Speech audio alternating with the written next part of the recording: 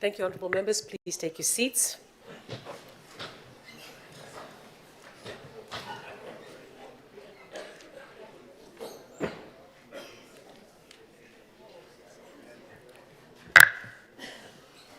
As we begin this morning, honourable members, please join me in welcoming the chairman and the members of the Kambara Tikina Council. Welcome to your parliament, sir.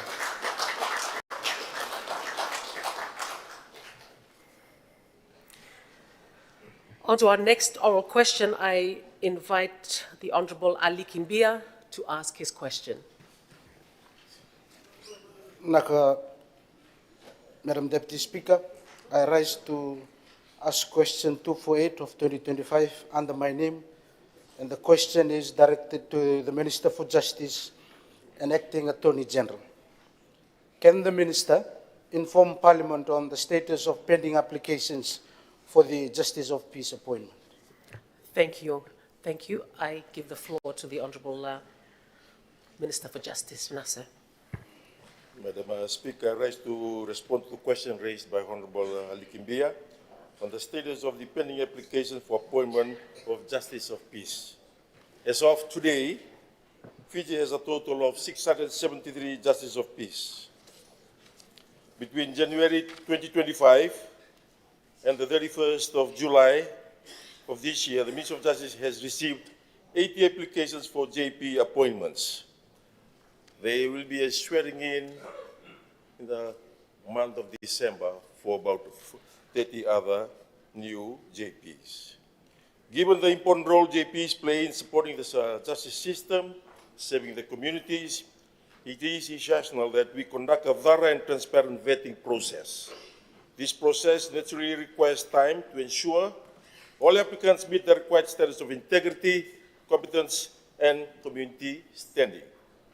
As of October 2025, a total of 38 applicants have been interviewed, with 33 from Central Division, 2 from Western Division, 3 from Northern Division. The remaining 42 applications, 7 in the Central Division, 32 in the Western Division, and 3 in the Northern Division, are scheduled to be interviewed this month. Madam Speaker, I would like to also acknowledge the presence of the JP from Mundu Koro, Tevita, who is sitting in the gallery. He's doing a wonderful job doing JP service, not only in Koro, it's also when it comes to Suva, comes to our office to attend to the members of the public who come. And I also urge the Ministry of Itauke and the Minister for Regional Development in terms of the officers to apply for JP services so that the people out in the maritime areas can be assisted. Yesterday, I received a call from a police officer in Kandau. Apparently, the summon, they have to come back to Suva to issue a new summon because there is no JP in Wonwambalabu. And urge MPs who, in your respective areas, if you can also liaise with people who you believe can be a good candidate for JPs, so that they can provide the service that is so central in the daily lives of our community members. All interviews are conducted by 2 executive officers from the Justice of Peace based in Suva. These officers travel to the Western, Northern, to carry out interviews to ensure equal access and consistency in selection process. Following the completion of the interview process and under the advisement of the High Court, an induction and swearing-in ceremony for successful applicants is scheduled to take place on February of next year. Also note that under the law, all MPs are JPs. I'm liaising with my permanent secretaries so that all the MPs can be sworn in terms of their role as JPs. The Ministry of Justice remains committed to ensuring that the appointment process of Justice of Peace continue to be fair, credible, and merit-based, reflecting the high standard expected of individuals who serve in the public in its capacity. The Ministry of Justice has a new JP policy, allowance policy in place that has been trialed for the first batch of payment made last month to 103 non-civil servants JPs. We will review the policy within the next 6 months to determine the number of civil servants who are JPs and whose pay is approved for their service provision, and that their service provision does not impact the delivery of daily service as per their role as civil servants. The Minister of Justice continued to remind all JPs to please submit all the requirements to enable payment of the $100 a month JP allowance. The complete forms must be submitted to the Ministry of Justice, and upon verification, payment will be made to the JPs.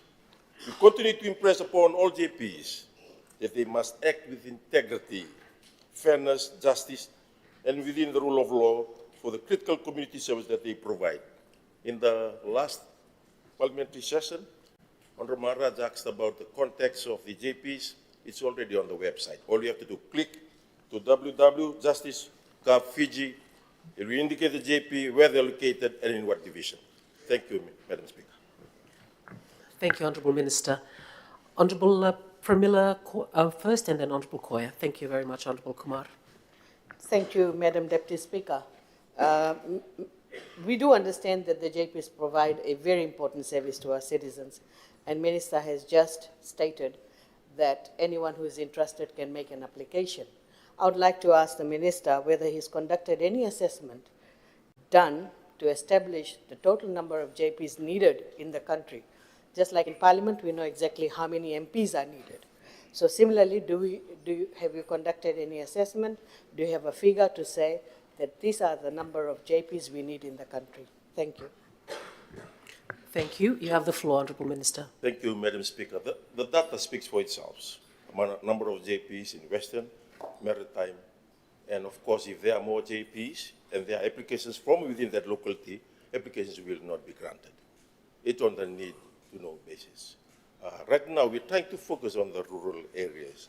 As I noted the figures, there is a higher number from the Western Division because traditionally, especially in the Indian community, they are very active in this. The problem seems to be with the Itoke. The service is there, but they really don't know how to go about it. But the data speaks for itself. In some certain localities, we will not grant any further JPs because it is saturated. I've outlined to you the numbers that we have. Yes. Thank you. Honourable Koya, your supplementary question. Thank you. Thank you, Honourable Deputy Speaker. Honourable Minister, my question is actually twofold. The number that you gave of 673, is that inclusive of the 55 MPs that you're actually, we know there's eligibility the minute you get appointed as a Member of Parliament, you automatically become a JP. We understand that. And secondly, is it included in that number of 673? And secondly, is an MP permitted, just the very way he's permitted to put MP next to his name, is he permitted, because it's not an application process, it's an automatic process, to write JP after the MP? Honourable Minister. Yes, I had stated that trying to liaise with my permanent secretaries away out in the islands, it was discussed, but I cannot recall a ceremony where the MPs were present. That's why. They are not currently in the 673. They're not in the list. Thank you. One more question from you, Honourable Koya. Well, Deputy Speaker, the second part of the question, Honourable Minister, was that, and this is again for purposes of whatever documents, if an MP does sign, is he permitted to put JP, or does the word MP cover his JP status when witnessing documents? Thank you. Yes, I believe after they have been signed as JP, they can just put MP. But it's also important because there's a separate legislation that governs JP. So JP, MP, and JP. Thank you, honourable members. We'll move on. I now invite the Honourable Fayaz Koya to ask his next question. Thank you, Honourable Speaker. My question 249-2025 is addressed to the Minister for Finance, Commerce and Business Development. Can the Minister inform Parliament on why the Fiji Revenue and Customs Service continued to collect VAT from meat suppliers when under Section 2 of the Value Added Tax Act 1991, meat suppliers qualified as produce suppliers were exempt from VAT until the amendment on the 1st of August 2025. Thank you, Honourable Koya. Honourable Minister. Thank you, Madam Deputy Speaker. I thank the Honourable Member for the question. Madam Speaker, the Honourable Member's statement is not correct. The VAT exemption for produce supplies under Section 2 of the VAT Act has always remained in place. This exemption continues to apply to those who are directly engaged in the production of primary produce, that is, farmers, fishermen, and those involved directly in meat farming, such as poultry and cattle farmers. These genuine producers remain exempt from VAT on the supply of their produce, and has always been the case. What changed effective 1st August 2025 through the recent budget amendment was not the removal of this exemption, but rather a clarification of its scope. The amendment was necessary to make it clear that middlemen, whether individuals or businesses, who purchase produce, including meat, from farmers and then on sale, are not considered produce supplies under the VAT Act. For example, a butcher who buys meat from a cattle farmer and sells it to consumers or retailers is not engaged in primary production. Such businesses add value or act as resellers, and therefore they are required to charge and account for VAT in the normal way. Madam Speaker, just read Section 2. Section 2 of the Principal Act is amended in the definition of producer supply by deleting the CHERPO and substituting the following. Produce supplier means a person who is directly engaged in the cultivation, harvest, or farming of produce, and in the course or furtherance of all taxable activities carried on by the person supplies produce, and the supply of that produce constitute at least 90% of that person's total value of supplies, and the balance of goods and services supplied by that person is produced, but not in a raw and unprocessed state, provided that any such person shall not cease to be a produce supplier as a consequence thereof. Madam Speaker, this clarification was made to ensure fairness and consistency in the application of VAT across the supply chain. That is to prevent misuse of the produce supplier exemption and to protect legitimate farmers and producers who continue to enjoy the VAT exemption provided for under the law. Thank you, Madam Speaker. Thank you, Honourable Minister. Supplementary question, Honourable Koya. Thank you, Honourable Deputy Speaker. Honourable Minister, I'm not sure if I'm incorrect in saying this, but it's something that has to be clarified because produce to supply, etc., there are exemptions that have been given to these particular suppliers who are currently being charged retrospectively. So the question here is, why are they being charged retrospectively? We understand the legislation that we passed on the 1st of August, but Section 2, the definition is very different. They were given exemptions by the very institution that you're actually talking about from many, many moons ago. And this is why they never charged VAT. Now they're all lumbered with $1 million, $900,000, $800,000, because FIRCA is saying that they need to pay VAT and retrospectively. So my question is, will you have a look at this and see if it can't be resolved? Because these are three of the major suppliers in the country that are now being lumbered with huge amounts of VAT that they need to pay. They don't have an issue with paying from here on in. So will you look at that, Honourable Minister? Thank you, Honourable Koya. Honourable Minister. Thank you, Madam Speaker. And as you are Honourable Member, you are a lawyer, you understand the situation. The Act is supreme in this case. If they think otherwise, there's processes to follow. And if you're saying some exemptions that are there, probably we are not aware. But for the information of the House, I think this issue has been brought up by a few of those butcher meat suppliers who hadn't been compliant. All other operators have been already complying and charging as required by law. Thank you, Madam Speaker. Thank you, Honourable Minister. As there are no further supplementary questions, we'll move along now, Honourable Members, to the 9th oral question for today, and I call upon the Honourable Sekiusa Tumbuna to ask his question. Naka. Thank you, Madam Deputy Speaker. I rise to ask question 250 under my name to the Minister for Employment, Productivity and Workplace Relations. Can the Minister update Parliament on the recent Pacific Regional Tripartite Employment Conference held in Nandi in September 2025? Thank you, Madam Deputy Speaker. Thank you, Honourable Tumbuna. Honourable Minister, you have the floor. Thank you, Honourable Deputy Speaker, and I thank the Honourable Member for the question. Madam Speaker, I'm pleased to update the House on the successful 25 Pacific Tripartite Employment Conference, which was held from 1st to 4th September at the Crown Plaza, Wailoa in Nadi.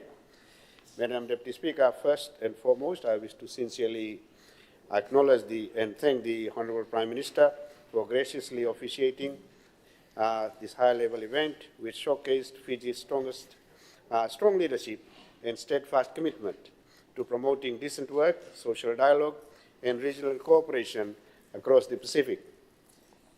Madam Deputy Speaker, the conference was hosted by Fiji government through my ministry in collaboration with the International Labour Organization, and it brought together Pacific ILO member states through the participation of labour ministers, senior labour officials, workers, and employers' representatives from across the Pacific, 9 Pacific Island nations, development partners, and other key stakeholders.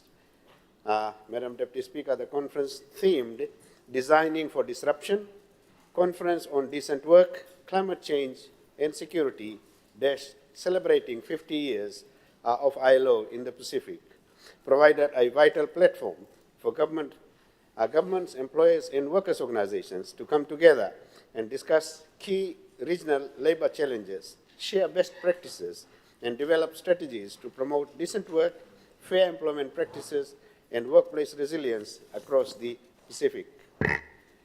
Madam Deputy Speaker, the event also celebrated the ILO's 50 years of service in the Pacific, and I wish to extend my sincere gratitude to the ILO Office for the Pacific, which is based here in Suva, for their unwavering dedication over the past 50 years in advancing decent work, labor rights, and social justice. Madam Deputy Speaker, the conference provided a platform for delegates to discuss key labor and employment issues with international, regional, and national speakers sharing insights and best practices. Discussions focused on decent work and job creation, labor mobility, worker protection, workplace safety, gender equality, youth employment, policy alignment, and sustainable development, with special attention to emerging sectors such as the green economy, digital industries, and the blue economy. The event also emphasized capacity building and knowledge sharing, producing practical strategies and collaborative solutions to strengthen labor markets, improve worker welfare, and promote safe, inclusive, and sustainable employment across the Pacific. Madam Deputy Speaker, at the conference, a special separate session was organized for labor ministers for their support and endorsement of the establishment of the Pacific Senior Labor Officials Forum, and mandated labor ministries to nominate senior representatives aligned and guide the forum with the 2050 Blue Pacific Strategy, supported by Fiji, convening a role of the convening the inaugural meeting. Madam Deputy Speaker, the outcome of the Labour Ministers' meeting was conveyed to the employers' organizations through the Pacific Island Private Sector Organization, that's PIPSO, and the workers' organization through the Pacific Island Council of Trade Unions, which is PIC2. They both participated actively in the whole conference.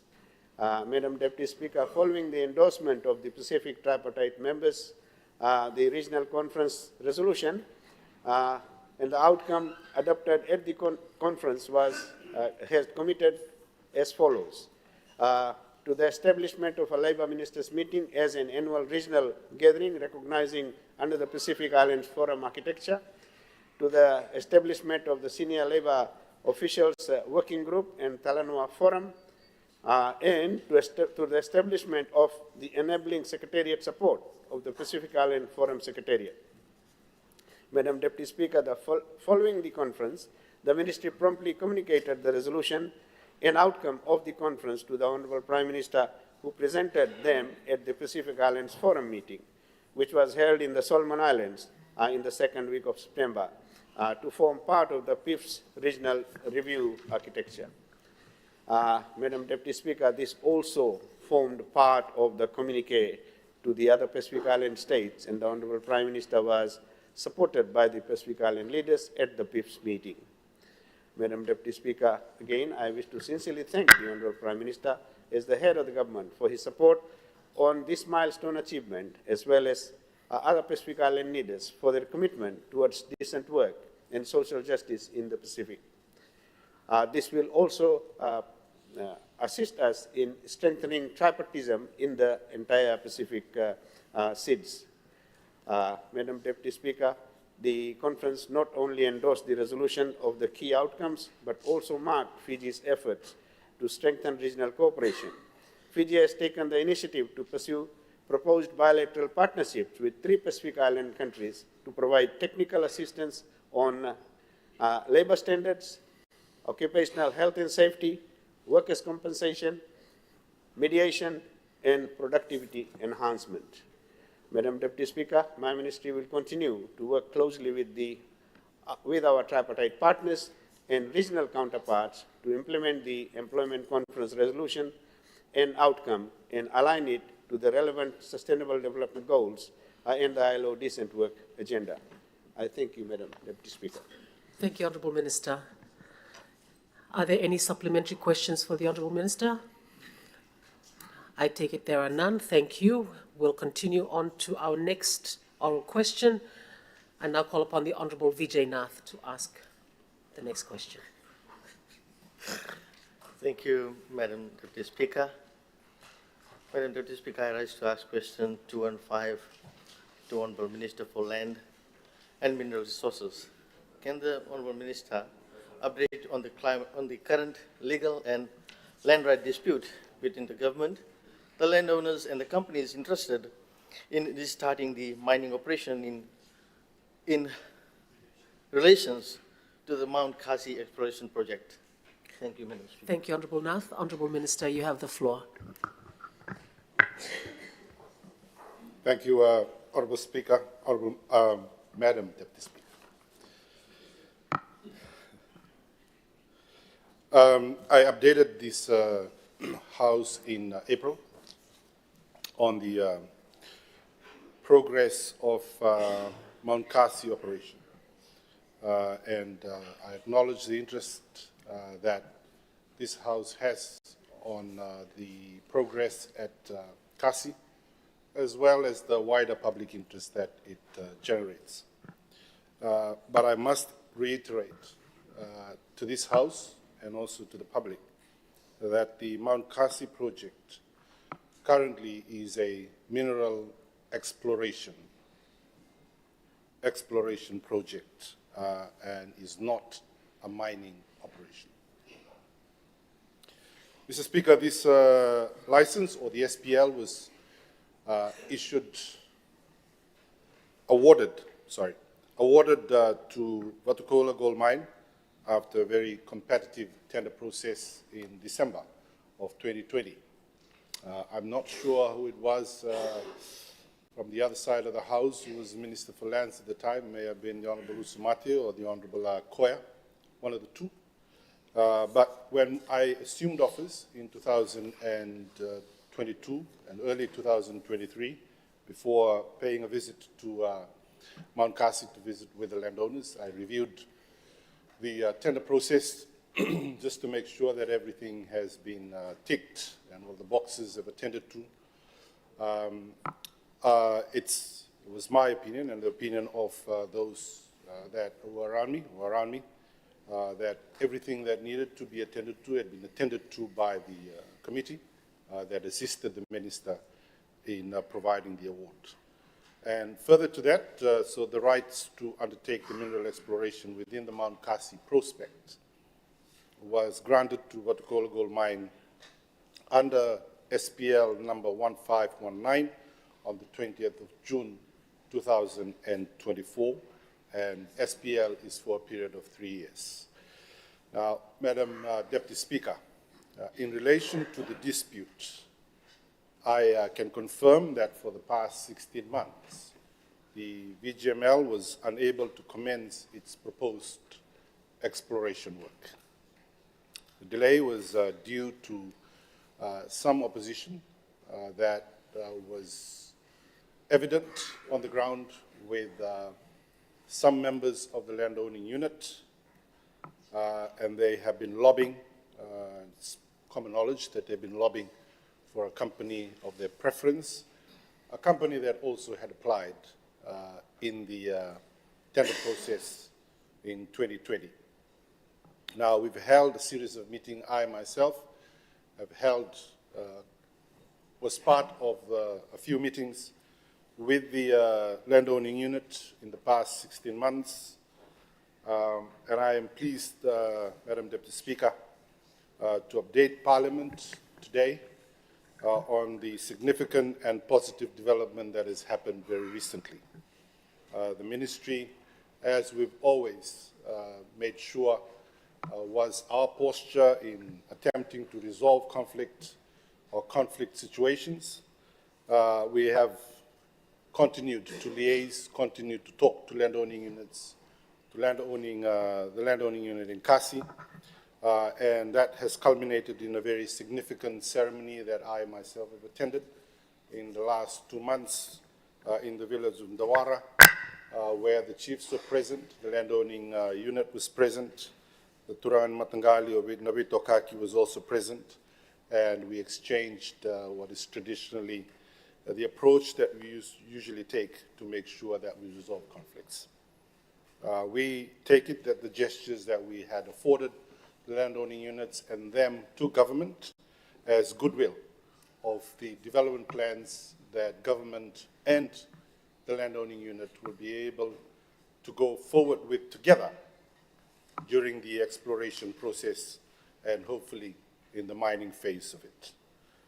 The acceptance, Madam Deputy Speaker, heralds a historic moment of cooperation between the government and the landowning unit in Kasi. We have to understand the context around the opposition or the hesitation, because Kasi was, of course, one of the operations that had been mined in the past, and also we've had some very significant incidences in Kasi where fish have died in the river at Yanawai. And so when we talk about mining in Kasi, there is a lot of negativity that comes with it as you know, when we refer to history. But these are some of the things that we'll make sure that in the exploration phase that is going to be undertaken by VGML in the future will accommodate those concerns and those reservations by the landowning unit. As we speak, Madam Deputy Speaker, Watukola Gold Mine is now directly engaging with the landowning units on the modality that they would prefer, that they would sign off on, and the cooperation and participation within the framework of the SPL that has been issued. The chief of Yanawai and his people, I'm told, have gone to Watukola twice, or 2 groups have gone to Watukola to have a look at the mining operation in Watukola, and they've gone back to Yanawai. So we've left it with the landowning unit and the company to design between themselves what is the modality of cooperation that they would want to enter into in the exploration phase. I'm confident, Madam Deputy Speaker, that there is positivity in the horizon out of this engagement. And personally for me, it is a blessing indeed to advance the prospectus in Mount Kasi, because as I said here on the last occasion, it has the capacity to create new jobs if it's going to graduate into a mining. I made reference to the young mine in Tuwatu, in Sembeto, which now currently employs just over 450 local employees from around the Sembeto area, Nandi, Lautoka, up to Mba, with a monthly cash flow amongst the 465 new employees of just over 600,000 every fortnight. And so these are some of the things that I am looking at, and the government is looking at, engineering this new industry that is going to bring new air of confidence into Wailebu, in as much as it's going to bring new confidence of investment around the South Savu area. Thank you very much, Madam Deputy Speaker. Thank you very much, Honourable Wasarongo. Do you have a supplementary question, Honourable Nath? Vinaka. Thank you, Madam Deputy Speaker. I thank Honourable Minister for his comprehensive answers. Madam Deputy Speaker, Natural Resources Committee made a visit to this site, and we have seen huge, very huge possibility and that resources are there, and around the thick forest which can be explored as well. Can the minister inform what lesson the ministry has learned from this and compared to the other mining project which is held in Fiji, and how he's going to apply to resolve this and other future disputes? Thank you, Honourable Nath. Honourable Minister, you have the floor. I'm going to try and answer that question in the way as I understand it. Of course, different parts of Fiji will present different sets of challenges. But as I said in my last address on the matter, that in as far as Kasi is concerned, we are looking at learning off the back of experiences in Watkola as well as in Tuwatu. I mentioned the last time I was here, and I did mention this as well at the village hall in Yanawai, that if we're going to be learning from the experiences in the two mines that exist in Vitilebu, take Tuwatu for example, they run an overhead of just about 6 million a month, which means logistics and food supply and laundry and the support services that support the mining activity. We're looking at modality to be developed with the Kasi people, the local population, of supplying that logistical support services that, say, for example, is being shared out here in the operation in Tuwatu, to be contained within the local community in and around Wailebu, so that whilst the mining is happening, and if it does graduate into a mining, new employment is going to be created, new businesses is also going to be created, new opportunities are going to be created, so that we can learn, if we learn of the two operations in Vitilebu, we can expand and improve the one in Mount Kasi. Thank you, Madam Speaker. Thank you. Another supplementary question, Honourable Nath. Thank you, Madam Deputy Speaker. Madam Deputy Speaker, Honourable Leader of Opposition said, and I quote, he said that we Fijians are rich in resources but empty in pocket, which is very true. Because while exploring Mount Kasi, Madam Speaker, I have seen the huge potential of things. But I hope Minister, when he visits Mount Kasi, he only don't explore and don't talk to the people around it.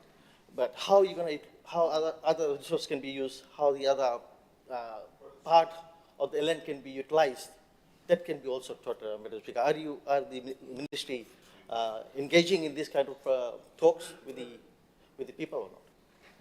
Thank you. Honorable Bosarong. Thank you, Madam Deputy Speaker. I spoke about the modality that we want to develop in and around the Kasi mining operation when that does happen, which would include provision of farms. That, of course, 460 people will have to feed breakfast, lunch, dinner. Someone's going to have to provide for that. So that sort of service, we want to make sure that it is contained in-house, contained in and around the area and the villages that would be able to support that operation in Kasi. Transport is something that also will need to be provided for. It's not a mining operation per se. Mining companies would prefer that they palm that off to somebody else. We can ask, the landowning unit to start looking at opportunities where they themselves will purchase trucks and vehicles that will provide that to the mining company. Laundry services. Miners would come in the morning, pick up fresh clothes, go down to the mine, come back up, drop off those clothes. Somebody's going to have to provide laundry services for that.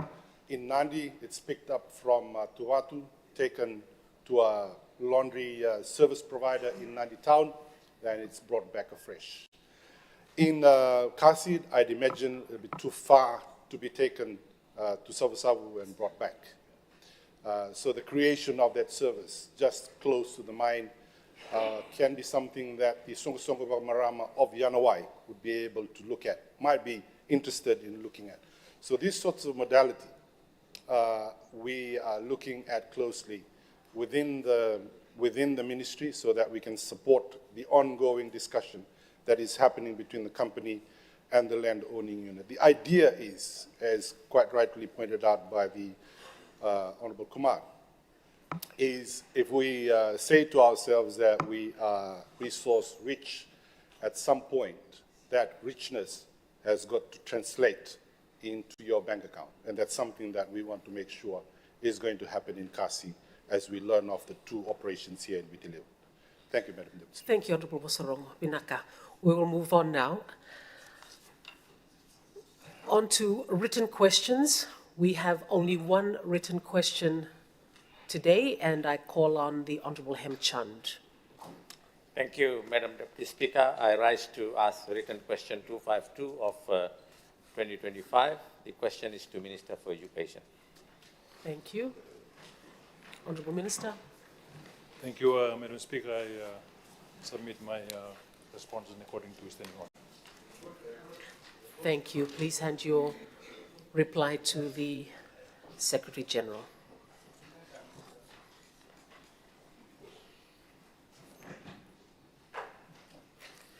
And honourable members, I have been advised that the written response to the written question asked by Honourable Pramila Kumar, question 204 of 2025, has been received. And I thank the Honourable Prime Minister for his written response. This will be conveyed to Honourable Pramila Kumar and uploaded as well on the Parliament's website.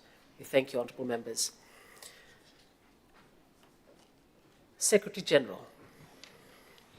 End of week statements.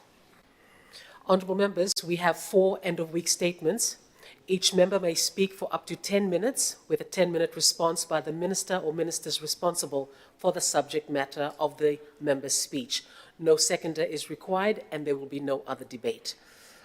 Honourable members, I now call on the Honourable Fayaz Koya to deliver his end-of-the-week statement. Naka. Thank you, Madam Speaker. Madam Speaker, my end-of-week statement is with respect to economic progress, social cohesion, and security.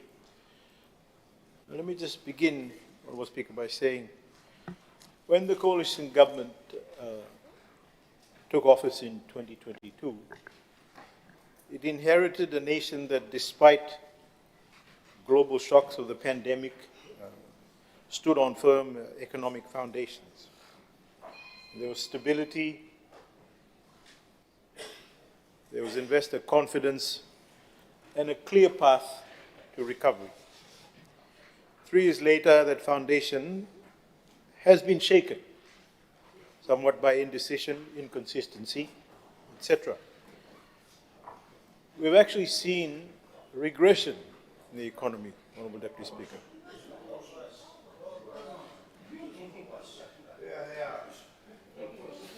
Carry on. Honorable Speaker, what we see today, as I said, is regression.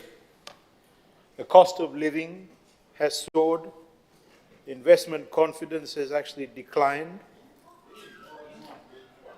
and ordinary Fijians are actually struggling to make ends meet. Families that once managed to survive are now sinking under rising food prices, utility costs, and an economy that no longer rewards hard work, Honorable Speaker, Deputy Speaker. For all their talk about change and people first, the coalition has actually failed to deliver any coherent economic plan. The policies lack direction. There is a lack of unity. And the decisions, or lack thereof, have actually created uncertainty that hurts businesses and investors alike, Honorable Deputy Speaker. The hard, cold truth, Honorable Speaker, is that the economic progress is impossible without social cohesion and national confidence. Today, our people are getting more and more divided.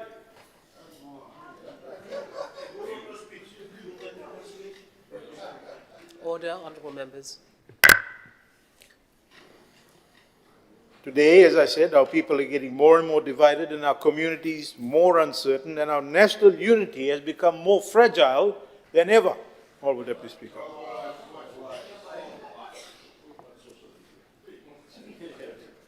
I'm not on social media.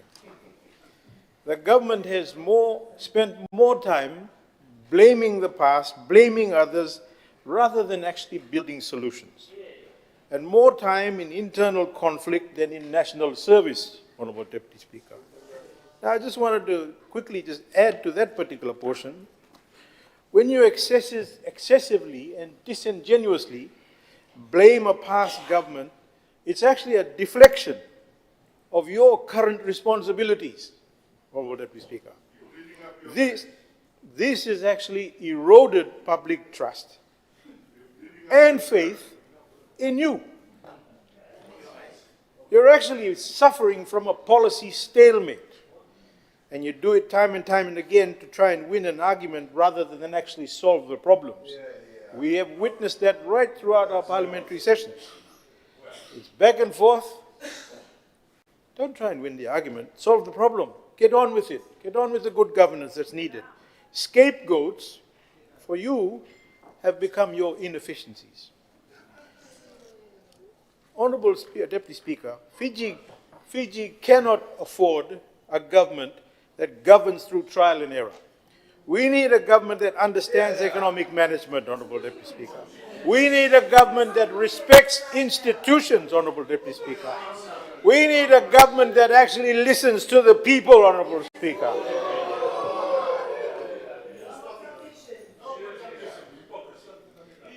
Let me just remind this Honorable House and everybody in Fiji that the one word that commonly comes out of them is hogwash and hypocrisy.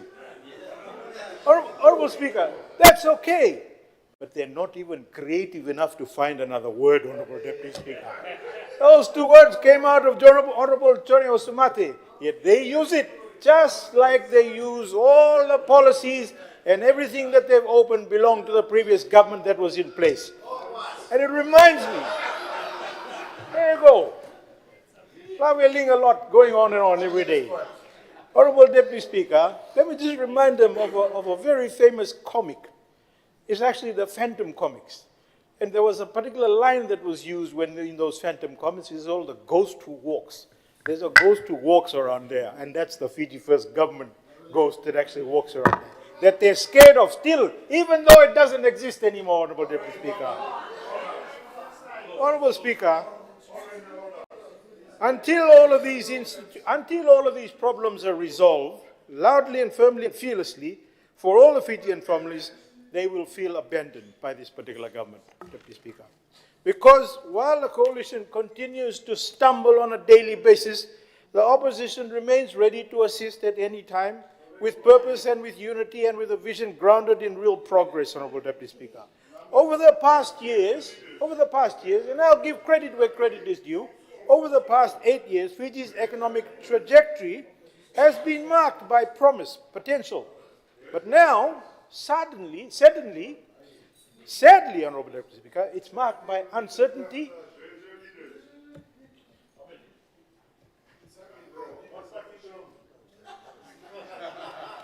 Honourable members, please. Carry on, Honourable Koya. You've been through this before, so you've got a big voice as well, so use it, please. Thank you. Now, sadly, there's uncertainty and poor management. And this is not us saying it as politicians. You just go out to the public and they'll say the same thing. Whilst successive governments have claimed progress, the lived reality for ordinary Fijians tells a different story, Honourable Deputy Speaker. Economic progress is not measured by political slogans or photo opportunities. It is measured by stability, it is measured by productivity, it is measured by jobs, and measured by growth that reach the grassroots. What we say today is a fragile economy. The rebound that has occurred in our economy is based on one thing and one thing alone: tourism. Tourism is what actually saves this country day on day, Honourable Speaker. Without that, we are nothing. Honourable Deputy Speaker, and that trajectory started post-COVID. The foundation laid between 2014 and 2021, Honourable Deputy Speaker, was one of fiscal discipline, robust infrastructure development and strong... Carry on. Robust infrastructure development and strong institutions designed to make Fiji an attractive hub for business and for investment. It was a time that Fiji had a clear direction, Honourable Deputy Speaker, policies that were predictable. And the private sector thrived because government policy was guided by certainty and not by confusion. Honourable Deputy Speaker, economic progress cannot be divorced from social cohesion and security. A divided society cannot prosper. Yet what we witness now is an increasingly polarized nation where politics is driven by personality and not by principle. The government's lack of unity and coordination has filtered into its policy paralysis. Ministries actually contradict each other and legislation is rushed without impact analysis. We see that here on a daily basis. And long-term economic strategy has been replaced by short-term political appeasement. And we will see more of that in the next 12 months, Honourable Deputy Speaker. Equally concerning is the decline in institutional integrity. Independent bodies that once operated on merit and professionalism are now weighed down by indecision. Yes, they groan, they moan, because they are the ones that are creating this problem. Our national institutions meant to safeguard the people's trust are being weakened, Honourable Deputy Speaker, by politics.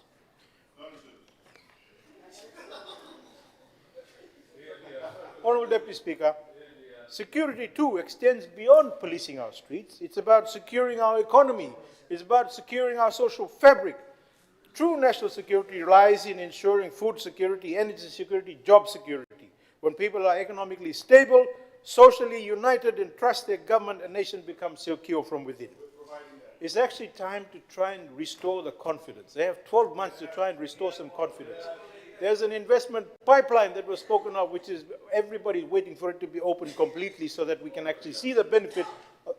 Nobody's pouring scorn on what you're not bringing. But the pipeline doesn't just consist of your work, it also is from previously. Lastly, before I finish, Honourable Deputy Speaker, in terms of judicial independence. Judicial independence stands at the heart of our nation's security and our stability.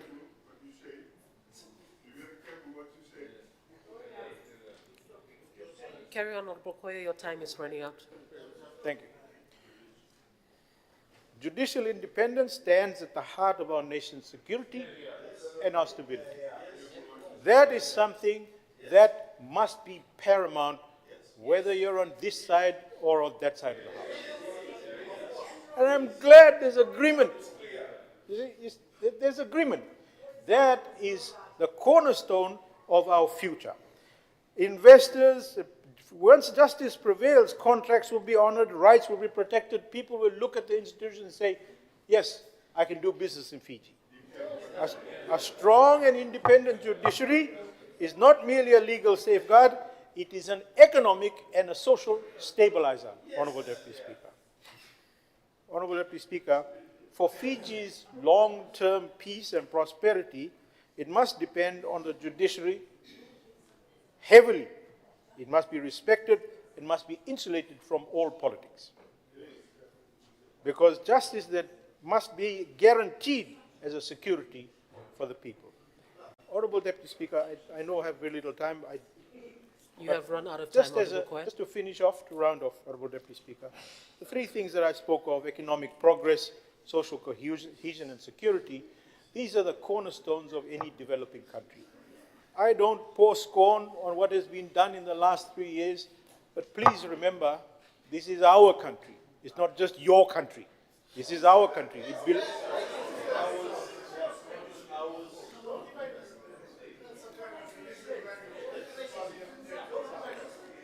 Honorable Koya, please finish up. Order, honorable members, please.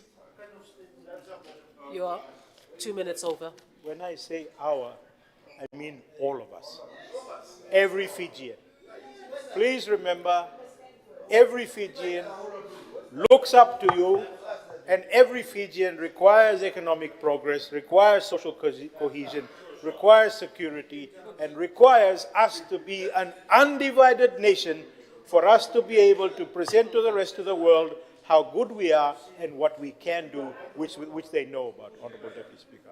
I thank you, Honorable Deputy Speaker. Thank you, Honorable Koya. I now call on the Minister for Finance, Business Development, Honorable Esrom Emmanuel, for his response. Thank you. Thank you, Madam Speaker, sir. Listening to Honorable Koya, Madam Speaker, listening to Honorable Koya, we can hear there are a lot of hot air, a lot of lies, everything negative, nothing positive. He talked about foundation shaking. Just look at the Fiji First Party. Started with 26, now with how many, 11? Very soon it's going to go down to probably 9 or 7. So don't talk about shaking. And then you talk about regression, cost of living, struggling. But you don't have any data. It doesn't have any data to give us. Madam Speaker, there's a lot of generalization coming from that side. I would recommend that next time you look through the speech and see whether it's good to be effectual to be presented to the House. Thank you. Mr. Speaker, we live in a globally uncertain environment. Madam Speaker, sorry. Yeah. Just for the record, some positive things to tell the Honorable. Tourism now is on record level. The debt now has gone down from 90 to under 80%. Foreign debt of GDP. Foreign records now at record level as well.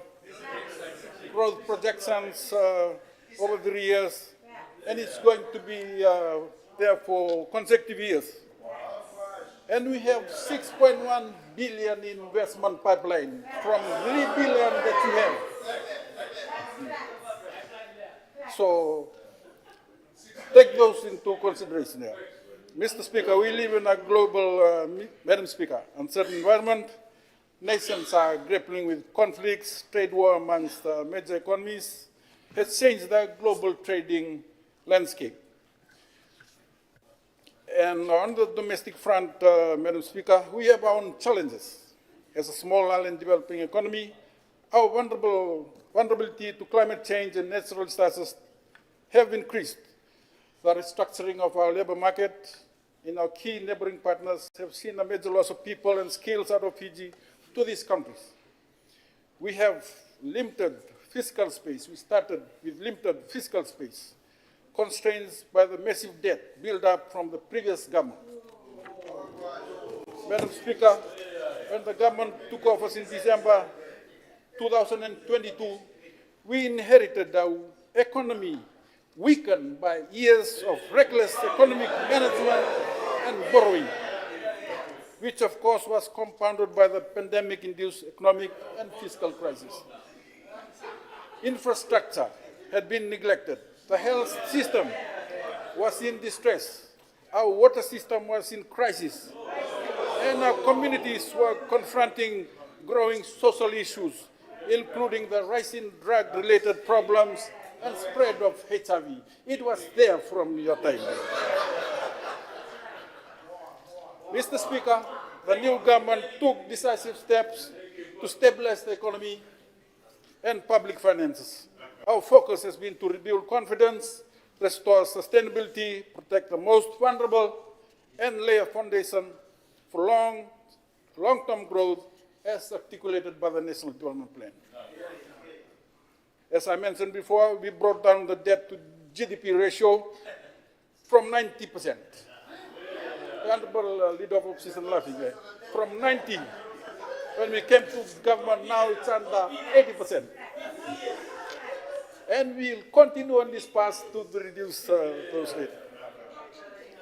We are accessing concessional debt from multilateral partners to bring down the cost of debt.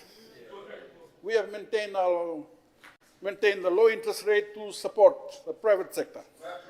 Our financial system remains sound and well capitalized. Foreign reserves and liquidity are at all-time highs. Inflation has been in the negative territory for consecutive 9 months. I'm not sure what Honorable Koya mentioned about high cost of living when the inflation is coming down for how many? In the last 3 budgets, we have implemented a range of targeted measures to support our people. We increased the pay for civil servants from 7 to 20% in the 24 to 25 budget and another 3% in the recent budget. We raised the minimum wage to $4 and then $5, and now from April 25. We provided 3 rounds of back-to-school assistance. We reduced VAT from 15 to 12.5% in the last budget, while maintaining zero-rate VAT on 22 essential food items to protect household purchasing power. We provided a 10% bus subsidy for all Fijians.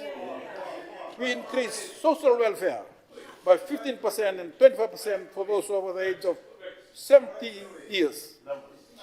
In the budget, we further increased social welfare by 5%. So total welfare payment is around 220 million.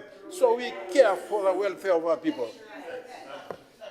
We delivered the highest sugarcane price to our farmers in recent years, reaffirming a commitment to rural livelihoods and the sugar industry.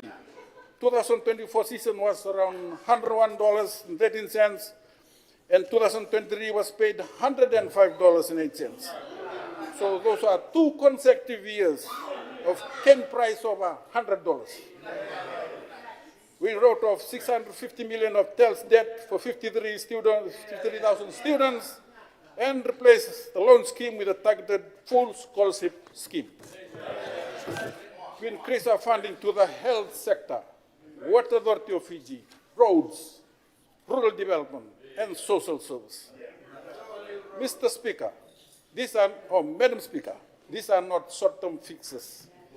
They are deliberate and strategic actions designed to correct past imbalances and support our people through the years ahead. The results are beginning to show. We are doing well if you compare us against our neighbors, Australia or New Zealand, as I mentioned before. Economic confidence is returning. You see the 6.1 billion investment pipeline. So that is confidence. fiscal stability is improving, and most importantly, we are creating the condition for inclusive growth, growth that benefits ordinary Fijians, all ordinary Fijians, not just a few. Thank you, Madam Speaker, sir. Next. Thank you, Honourable Minister. We'll carry on to our next end-of-week statement. Honourable members, I now call upon the Honourable Sakyusa Tumbuna to deliver his end-of-week statement. Thank you, Madam Deputy Speaker. The Honourable Prime Minister, Honourable Leader of Opposition, Honourable Members of Parliament, ladies and gentlemen. Sambul Vinak, and a very good afternoon to you all. I rise today to update the August House on the work within the Office of the Prime Minister, specifically the progress, achievements and future direction of the development grant, commonly known as the Small Grant Scheme, which is administered by the Office of the Prime Minister. Madam Speaker, this initiative continues to play a critical role in government's efforts to empower communities, address local development priorities, and foster inclusive and sustainable growth across Fiji. Madam Speaker, the scheme has provided an opportunity for any office for the Office of the Prime Minister to regularly allocate time for us to visit rural communities and to have a feel and hear firsthand the difficulties faced by our rural dwellers. Through these visitations and town sessions with the communities, immediate needs are normally brought to our attention. Over the past 3 years, the government has become one of the government's most tangible expression of government's partnership with the people, bridging resource gaps for small but vital community projects that improve the daily life across Fiji.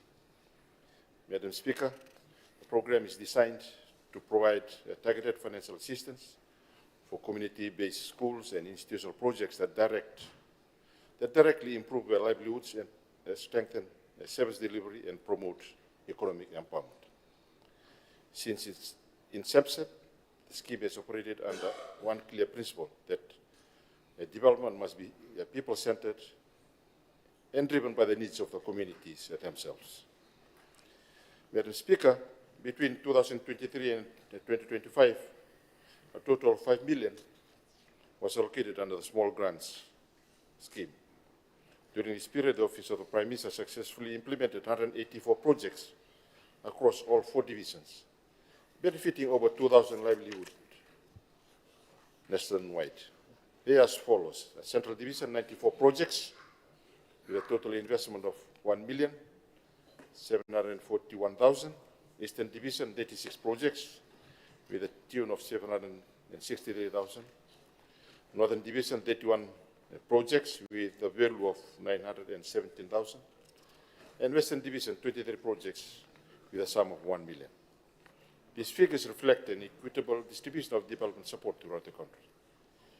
Madam Speaker, the scheme's reach and diversity reflects the varying needs of our communities. The projects implemented through the scheme have covered a wide range of development priorities, including education, support through the provision of school furniture, classroom renovations, teachers' quarters, and evolution blocks. Secondly, community infrastructure and development projects, including the construction of foot crossings, access roads, and community halls. Thirdly, renewable energy initiatives such as solar installations and solar street lights. Fourth, health and sanitation projects, including village dispensaries and water supply systems. Economic empowerment initiatives such as the provision of boats and engines, bakery, ovens, chainsaw and brass cutters, and also ICT connectivity projects, including VSAT and DigiSat systems. Each project represents a tangible improvement in the daily lives of Fijians, whether through better education facilities, cleaner water, renewable energy, or enhanced community enterprise. Madam Speaker, the Small Grant Scheme has proven to be one of the most visible and impactful community development mechanisms in Fiji. In the Northern Division, the installation of solar lights has brought reliable electricity to communities that has never experienced consistent air lighting. In the Central and Western Division, assistance for school renovations and furniture has created a safer and more conducive learning environment for students. In the Eastern Division, the provision of boat and engines has improved inter-island mobility, allowing access to education, markets, and health facilities.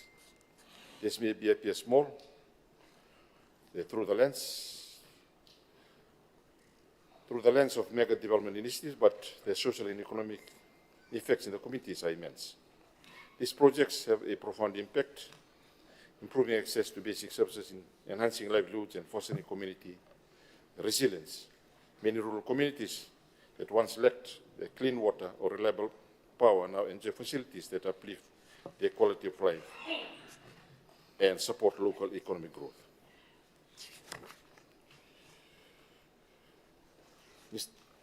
Madam Deputy Speaker, a comprehensive review and realignment were implemented under the small grant scheme, which led to the realignment of the project design for small grants. Communities are now encouraged to play a stronger role in the project implementation and also the formulation, and they are expected to pay a partial contribution to the total cost of the projects that they have requested for.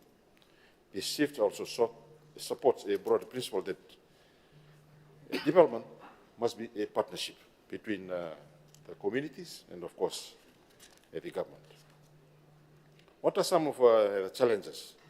Like all development projects, the project has faced a number of challenges, including logistical constraints in remote areas, supply chain, and limited capacity within some of the communities. However, these challenges have offered valuable lessons to our staff so that they can improve the work that they are currently undertaking. Madam Speaker, as we look ahead, the government intends to reposition the small grant scheme from being primarily a welfare-oriented scheme to becoming a strategic catalyst for inclusive and resilient community development. This means placing a strong emphasis on community enterprises, value-added production, micro and small business enterprises, and local infrastructure that unlocks income-generating opportunities. The future direction of the grant will focus on more creating sustainable livelihoods through rural enterprises, supporting women and youth groups in entrepreneurship, enhancing community resilience through renewable energy, and providing essential services, which is quite needed in rural areas. Madam Speaker, there's a lot of grants being provided by government, and we expect that also this grant provided by PM's office to be also working in much more synergy with other grants that are being provided by other government agencies. Madam Speaker, the small grant scheme continues to stand as a testament to government's commitment to equitable and inclusive development. It ensures that even the smallest communities from the islands of Netasiri to the islands of Lau and Rotuma are not left behind in Fiji's development journey. The journey from assistance to empowerment is well underway. The development grant will continue to evolve from funding small community needs to becoming a development catalyst that ignites economic growth and self-reliance across our communities. In the words of our development vision, it embodies a government that listens, responds, and delivers, working hand in hand with our people for progress, prosperity, and peace. With that, Honorable Madam Speaker, I commend this statement to the House. Thank you very much, Honorable Tumbuna, for your end-of-week statement. In reply, I now ask the Honorable Prime Minister to give his response. Thank you, sir. Thank you, Madam Deputy Speaker. And in accordance with Standing Order 35-2, I rise to respond to the statement. Madam Deputy Speaker, as has been highlighted by the Assistant Minister in the Prime Minister's office, this program of the Office of the Prime Minister's Small Grant Scheme has touched many people right across the nation. Assistance to community halls, from kitchen utensils to schools, school furniture, solar systems for the halls and schools, even solar street light, Madam Deputy Speaker, boat engines and cartage, bakery oven for the community, chainsaw to help in the village building programs, construction renovation. We encourage when they come to negotiate these construction and renovation, particularly of community halls and church halls, to include into the concept of community meeting rooms the introduction of drug education and drug awareness education. It could also be temporarily used as a haven for those addicted before they are transported to the main center in Suva and Vitilevu. Sports equipment for young people, also linked to the development of their community halls. We have heard all these, and as Honorable Tumbuna has highlighted, in the Central Division, we've had 94 projects that cost $1,741,918.37. The Eastern Division, 36 projects for $768,317.47. The Northern Division, 31 projects costing $917,835.68. In Western Division, 23 projects costing $1,013,945.81. A total of 184 projects, Madam Deputy Speaker, and a total cost of $4.442 million. We highlight, and in fact, we emphasize and encourage communities coming forward to ensure that there is community involvement and community participation.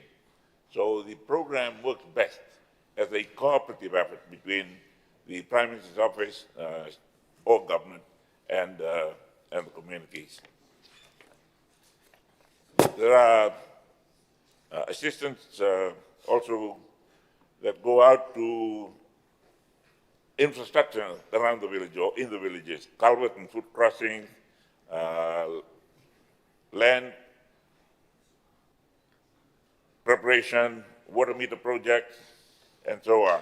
And I have a water meter project coming up in Tailevu. I'm looking forward to being with the people of the village of Burua when we go and commission that. So, Madam Deputy Speaker, it is a useful program, and it's not from government funds. These are contributions from development partners that do not go directly into the budget system, but are directed to the Prime Minister's office as small grants. It's a small grant scheme administered by the Office of the Prime Minister in response to requests, general requests from members of the community. Thank you, Madam Speaker. Thank you, Honorable Prime Minister Vinaka. Honourable members, for the purpose of complying with the standing orders with respect to sitting times, I'll now call upon the Leader of Government in Parliament, the Honourable Rofelipe Tuisawau, to move a suspension motion. Mr. Speaker, Madam Speaker, I move the understanding order 6, that so much of standing order 23-1 is suspended so as to allow the House to sit beyond 12:30 p.m. today to complete the remaining items listed in today's order paper. Thank you. Is there a seconder? Madam Deputy Speaker, I second the motion. Thank you. I call upon the Leader of Government in Parliament to speak to his motion. Thank you, sir. Thank you. We still need to complete the end of week statements in addition to the bills that we need to consider today. Thank you. Thank you. Honourable members, the floor is now open for debate on the motion. If any member wishes to speak on the motion, otherwise I call upon the Leader of Government in Parliament to reply. Do not have any further comments, Madam Speaker. Thank you. Thank you, sir. Parliament will now vote. The question is that under Standing Order 6, that so much of Standing Orders 23, Clause 1 is suspended so as to allow the House to sit beyond 12:30 p.m. today to complete the remaining items listed on today's order paper. Does any member oppose the motion? As no member opposes the motion is agreed to unanimously. Thank you, honourable members. I note it is 22 past 12, and I think I will let the Honourable Alvik Maharaj deliver his end-of-week statement. Thank you. Thank you, Madam Deputy Speaker. Honourable Prime Minister, the one and only Honourable Deputy Prime Minister, Leader of Opposition, Ministers, Members of Parliament, and all those watching from the comfort of their home. Good afternoon to you all. Madam Deputy Speaker, governments all over the world have a crucial role in shaping the future of Generation Z, known as Gen Zs. The young population born after mid-90s and early 2010s through targeted policies on education and employment. Madam Deputy Speaker, this generation, which prefers to be called Gen Z, judges leaders not by their words, but by their speed and action. They demand solution that matches their pace of development. They believe they already have answers to many challenges and often view politicians as their biggest hindrance because we are perceived as talking too much and delivering too little. Gen Zs expect a government that not only listens but operates swiftly to provide practical solutions. Their core expectations of leadership are: 1, collaborate, to work with them, not just for them. 2, engagement, talk to them and discuss issues rather than lecturing or talking on behalf of them. 3, listening, truly listen and discuss things with them. Furthermore, when it comes to work, Gen Z expect their work environment to offer the same comfort and enjoyment they experience at home. Moving away from traditional boring and paper-cluttered offices. This is one of the main reasons that Generation Z prefers to be job creators rather than job seekers. Madam Deputy Speaker, a small country like Fiji needs to learn from the two most powerful economies, India and China. They started investing in their youth through startup, and most of this recognized brand nowadays is a successful story of the startup policy for Generation Z. Here is a breakdown on how government can empower youth and challenges Gen Z faces and their likely policy expectations. Education empowerment and strategies, quality and access, investment in quality education through primary through tertiary levels, ensuring access necessary infrastructure like technology, sanitation, and learning materials.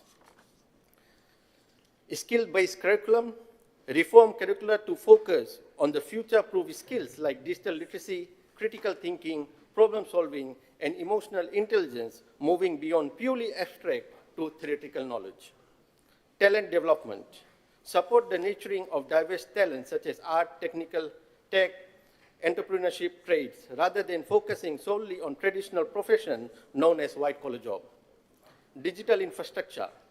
Close the digital divide by investing in affordable, widespread internet access and ensuring schools have functional computer labs empowering youth through technology access. Fiji is now going into 5G.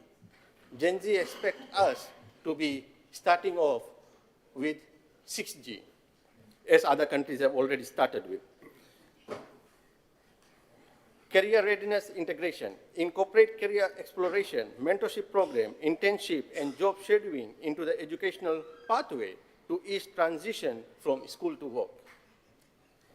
Madam Deputy Speaker, employment empowerment strategies, good job creation and facilitation. Implement policies encourage employers to hire young people and create entry-level positions. This can include tax incentives for sector-specific support. Entrepreneurship support. Spark entrepreneurship by offering streamlined registration, seed funding, mentorship, and running innovation challenges or prizes focused on social and economic problems. Skill training and upskilling. Fund vocational and technical training programs that align with the current industry demand, focusing on entrepreneurship and marketability. Inclusive hiring targets. Consider policies that encourage hiring of recent graduates or mandate inclusion of young people in government roles and board to give them a seat at the table. Address unpaid internship. Ensure that work experience opportunities are meaningful and financially viable, as reliance on unpaid internship can exclude those from lower income backgrounds. Challenges faced by Gen Z.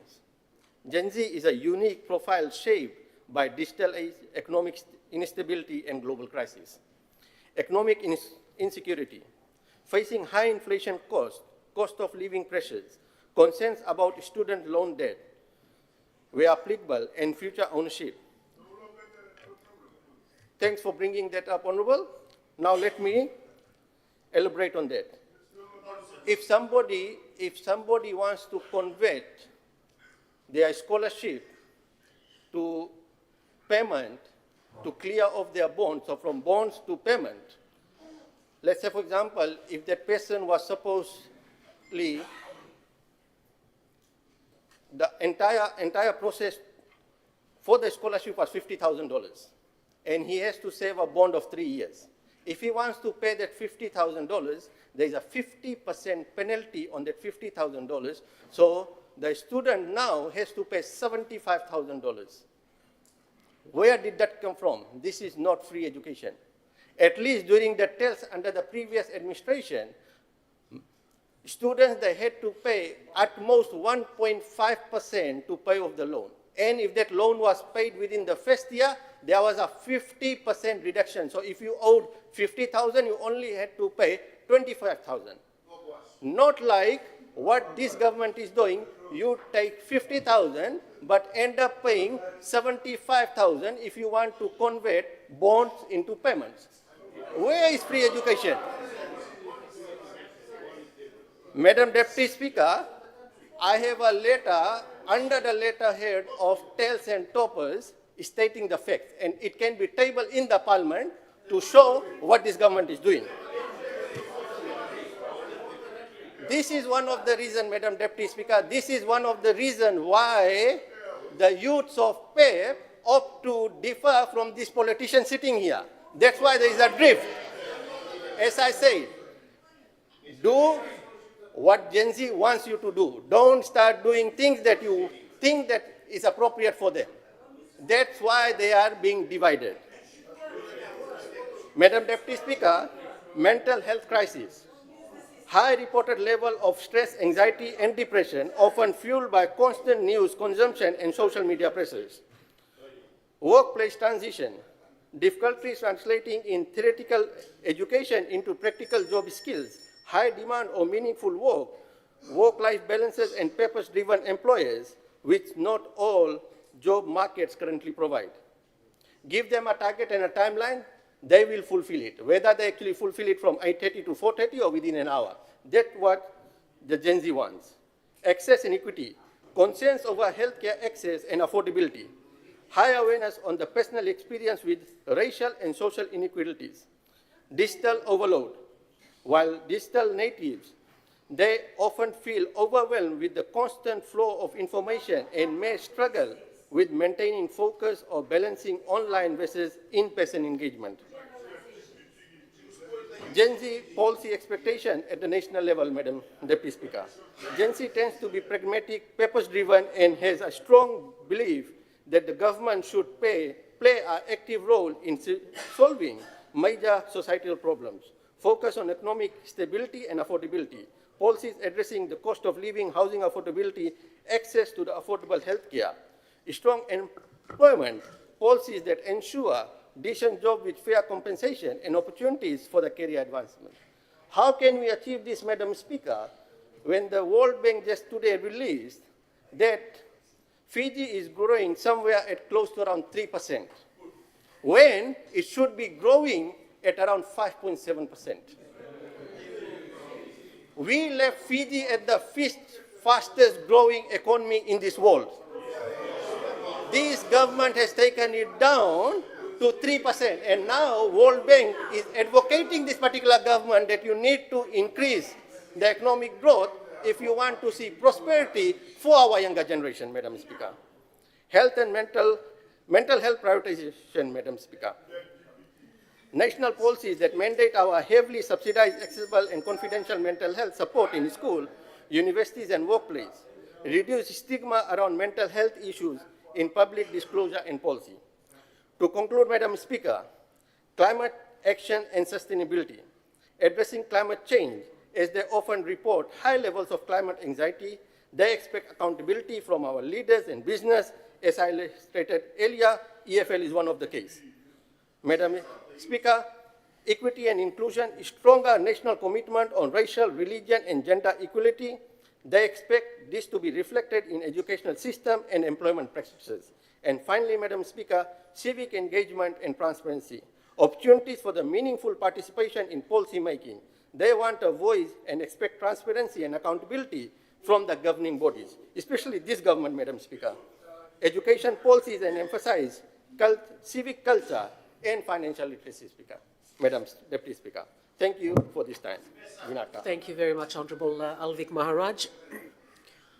Honourable members, the government whip has advised that the Honourable Minister Saukuru will be replaced in his reply by the Honourable Minister for Immigration, Honourable Naupoto. I'm sorry, the Leader of Government will be giving the response. Thank you. Thank you. I would like to thank the Honourable Maharaj for his end-of-week statement. But you know, it's a statement. When I read the topic, I thought it was going to be a proper statement. It was going to be a proper statement. Because if you read the statement, it'll highlight the importance of educating young people, creating employment, etc. But, you know, it's, they said not to use the word hogwash, but it's a lot of nonsense. Yeah. A lot of nonsense because there was really nothing constructive in what he was saying. He started off by saying that all politicians are hindrance. I mean, if you look back, they were the ones who was hindering everybody. Hindering our progress, hindering our political development, hindering everything. 100% hindrance. So that was why we as a government came in, we worked hard to replace their government, and that's why the people made a choice and removed them. And I mean, if you say politicians are hindrance, that means all leaders are hindrance. This is the kind of statements that are coming up from the other side of the house. And I'm not sure why he said that. There's another issue he raised, technology access. I mean, Honorable Kamkamida is Minister in charge of communications. There's been a lot of developments in terms of technology developments, and we continue to progress them in terms of connectivity, the expansion of 5G and all those. That has been repeatedly expressed in this House, and that is technology. We are working closely with our development partners, and of course, this is what our young people need to move forward. He also mentioned mentorship and entrepreneurship. These are parts of this government's program through the Ministry of Youth, through the Ministry of Trade, in terms of business and commercial developments. There is also programs in place which this government has introduced in terms of graduate trainees, apprenticeships. If you have heard my presentations on, for example, Water Authority, there's 50 plus apprenticeships coming in. Not only that, but we have made sure that these apprenticeships include the water catchment owners, which they have ignored in the last 16 years. They have not done anything in terms of incorporating these water catchment owners. And these are the kinds of developments which the other side of the House has not mentioned today. Cost of living, the Honorable Minister of Finance has already alluded to that in terms of the facts about cost of living, the percentage decrease in the last 3 to 6 months. So, but the other side of the House keeps on exaggerating about this issue. The student loan facility, student loans, this is the government which removed the debt. That's the most important. That's the most important element. Debt has been removed. The debt burden. Have you been through a debt burden or not? The debt burden can physically and psychologically impact a young mind. Eh? I mean, you were talking about our young people, our youth, and when this debt burden was removed, it's not only physical what's in your accounts, but it's also mentally and emotionally. So this government has really rightened the emotional state of the youth of our country by removing that debt. What Honorable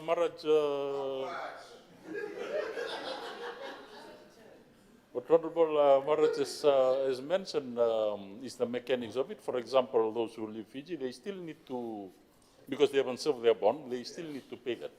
So that's the reality of it. We cannot just remove all the debt, but of course, those who are in Fiji will apply to them, and those who are not serving their bond, there will be some sort of cost recovery in terms of that.